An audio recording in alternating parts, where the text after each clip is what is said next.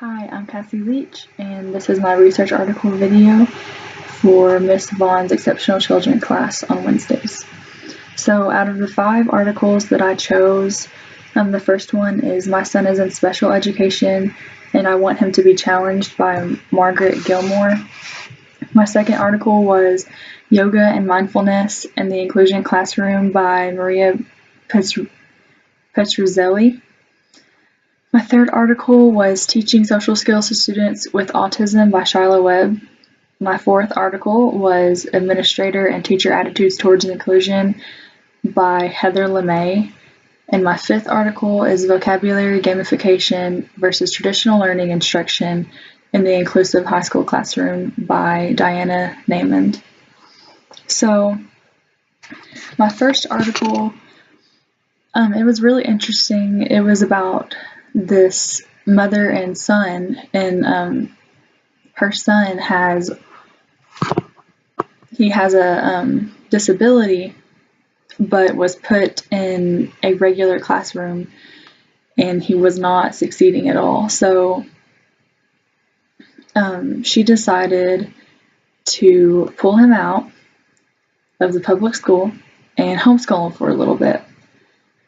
Well, after some improvement, she decided to place him in a private school where he was put in a special education classroom, and he was working with both students with disabilities, and he was in classrooms with students without. So he was going back and forth between special education and just a general education classroom.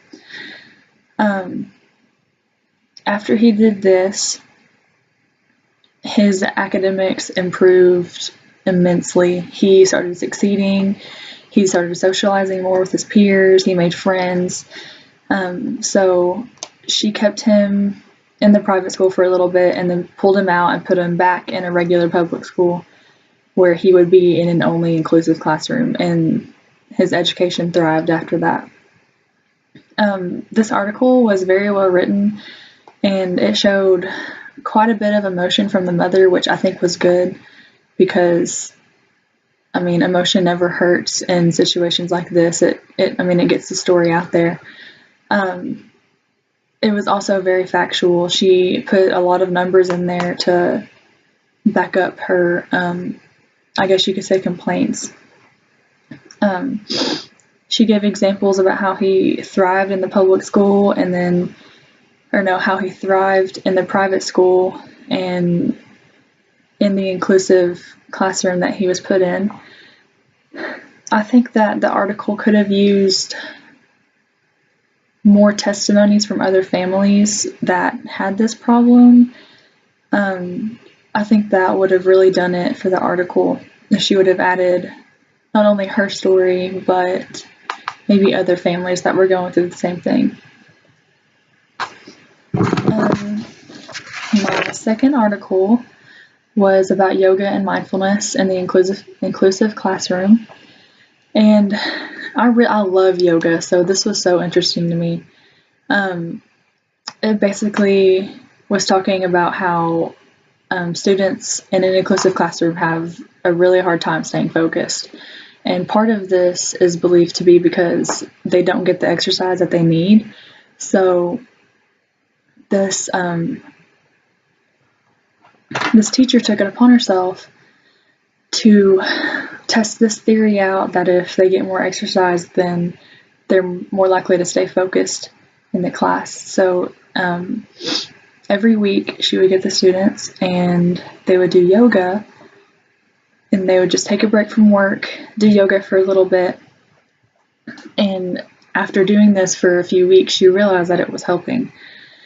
And since these students, they tend to activate their sympathetic nervous system way too often, and that's what makes them rowdy, she thought that this would be a really good idea, and it actually paid off, and it helped her teach, and it also helped the students focus, and she noticed a huge increase in grades after that. So that was really neat. She taught the students not only yoga and like the active part of it, but she also taught them how to stay calm in stressful situations, and she did different breathing exercises with the students, and she noticed a big change in their behavior after that. This article showed so much evidence as to how yoga can help in the inclusive classroom, and that was a big plus for this article. If she hadn't have showed that evidence, then I'm not sure if anyone would believe it. While she did give a lot of classroom examples, which is good because it shows the experience, I think that she also could have included more numbers into it and maybe mentioned like the percentage of students that had a grade increase or their behavior increase or developed. That would have really helped. The article showed proof of her claims of yoga, but the evidence was from 10 or more years ago. So it being 2017, I think that she definitely should have took it upon herself to, the author should have took it upon herself to find more recent evidence to back this up. While this article had a few things to fix, I think that it was overall a great read. It was great. My third article was about teaching social skills to students with autism. It explained how students with autism don't need to be around just other kids and other students with autism, but they need to experience social skills with students without. This gives them the ability to see how students that are not on the spectrum of autism, how they behave in a classroom setting and in a real world setting. I think if the students would see how to behave, like how other students behave, then they would be more likely to follow the footsteps of those other students, and they may be more likely to behave correctly in a class.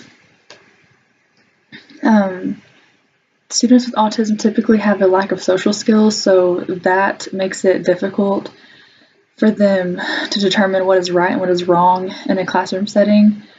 So they tend to act out more than other students while they're not really meaning to.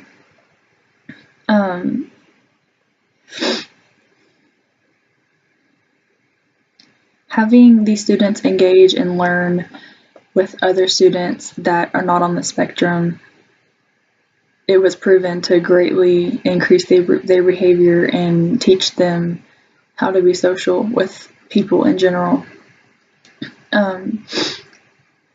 This article was really good for a lot of reasons. First, it gives enough evidence and support to show that everything said in the article was credible. It was recent data from a few years back that showed the behavior differences in classrooms from these students. The article contained percentages and numbers that linked the credibility. It really put it all together really well. It was really an interesting read. I was kind of skeptical reading this article because I wasn't sure if it was going to be boring or interesting, but it really turned out to be an interesting read, and I'm glad that I read it. I learned a lot through it. My fourth article was about administrator and teachers' attitudes towards inclusion. So in every school, inclusion is different.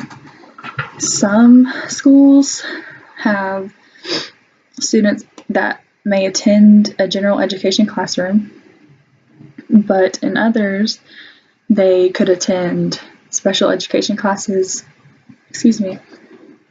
and general education classes, or in some schools, if there's any type of disability, then they're just put in a special education class. So The attitude that some teachers and administrators have towards inclusion is very positive, but many teachers don't understand it at all. Typically, it takes a special team to put together a schedule and the classes for students with disabilities, and I don't think, some teachers just don't understand how difficult that can be. Typically, even if a child needs to be in an inclusive classroom, they are put with students that don't have disabilities in a general education classroom. I think that's where a lot of schools are messing up, because if you put a child that has disabilities in a general education classroom, they're going to be left out and they could be made fun of, and that's not something that student needs, because they're already different, and just making them feel excluded could do more damage than good.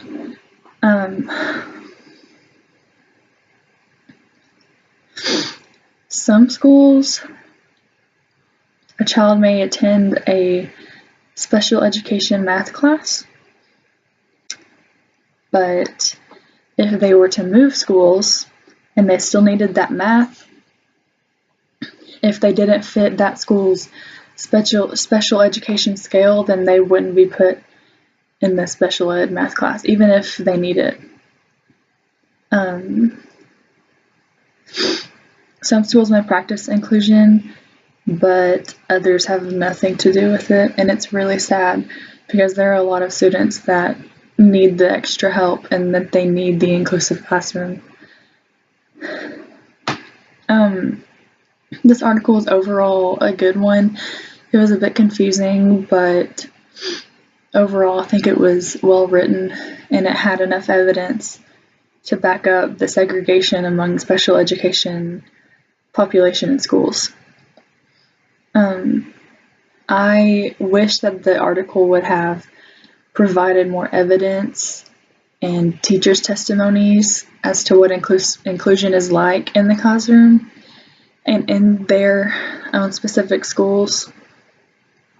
But if the author added a few teachers' points of views, I guess, and stories, then I really think it would pull the article together.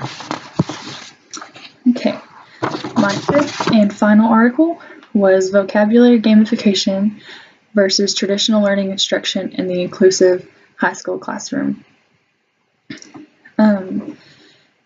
It basically talked about how vocabulary is extremely important for students in general. I mean, from kindergarten or from preschool, really, when they start talking and really socializing, to high school and college, it's so important for us to know different meanings of words and where they come from, just things like that.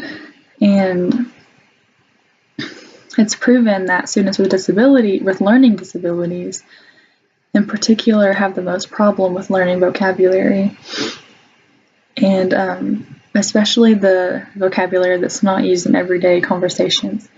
They can understand and put together what smaller words mean that people use every day, but typically they struggle with the bigger words.